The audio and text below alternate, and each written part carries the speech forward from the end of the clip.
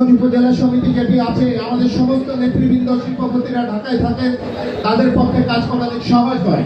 কিন্তু চট্টগ্রামে আমাদের এই ফরিদগঞ্জবাসীর জন্য আমরা যে অরাজনৈতিক সংগঠনটি করেছি সেবামূলক, এটি আমরা অনেক সময় অনেক কিছুই করতে পারি না প্রশাসনিক বিভিন্ন কারণে।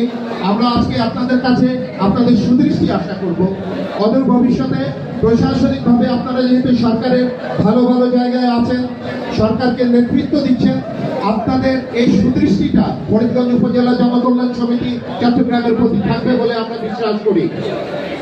আজকে আমাদের অত্যন্ত আনন্দের বিষয় এই, আজকে যে 400-500 লোক একত্রিত হয়েছে, এরা প্রত্যেকেই কিন্তু ফরিদগঞ্জ থেকে আগত। আমাদের জীবনের অন্যতম একটা আনন্দের দিন আজকে, কারণ ফরিদগঞ্জের এই চট্টগ্রামে 20,000 লোকের সমাবেশ করেও আমরা যতটা না আনন্দিত হই, কিন্তু আজকে ফরিদগঞ্জ থেকে আগত আমাদের ভাইদেরকে দেখে আমরা সত্যি অনেক